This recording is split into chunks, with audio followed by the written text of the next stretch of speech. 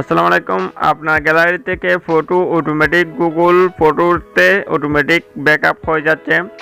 মানে আপনার যে গ্যালারিতে যে ফটোগুলো রয়েছে, ফটো ভিডিও রয়েছে, সেটা অটোমেটিকভাবে আপনার গ্যালারি থেকে সেটা অটোমেটিকভাবে আপনার গুগল ফটোর যে অ্যাপস রয়েছে সেই অ্যাপসে সেটা অটোমেটিকভাবে আপনার জিমেলের সাথে কন্ট্যাক্ট করে সেটা অটোমেটিকভাবে সেখানে ব্যাকআপ হয়ে যাচ্ছে, যার কারণে আপনার অনেক ডাটা তারা অটোমেটিকভাবে কেটে নিচ্ছে সেই ব্যাকআপ হওয়ার কারণে।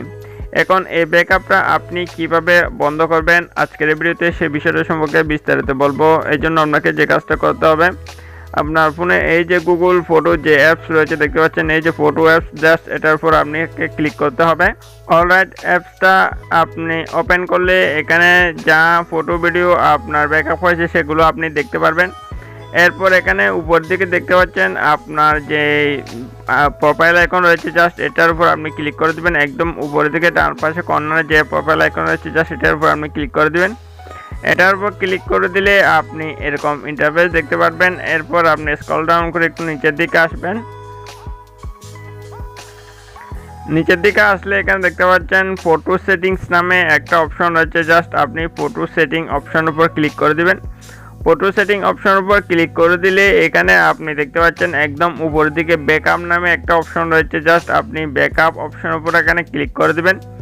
ব্যাকআপ অপশন উপর ক্লিক করে দিলে এখানে দেখতে পাচ্ছেন একটা ব্যাকআপ অন অফ করার একটা অপশন এখানে শো করছে দেখতে পাচ্ছেন।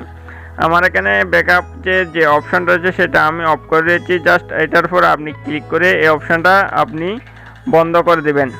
অপশানটা যদি আপনি বন্ধ করে দেন তাহলে আপনার কোনো অবস্থাতে আপনার কোনো ব্যাকআপ হবে না, সেটা ব্যাকআপটা সম্পূর্ণভাবে অফ হয়ে থাকবে।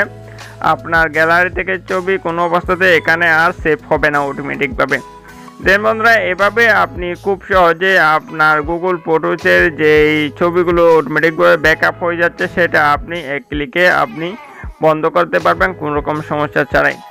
বন্ধুরা, হচ্ছে আজকের ভিডিও ভালো লাগলে অবশ্যই একটা লাইক করে দেবেন, আর আমাদের চ্যানেলটা যদি এখন আপনি সাবস্ক্রাইব করে না থাকেন তাহলে অবশ্যই সাবস্ক্রাইব করে সাথে থাকবেন।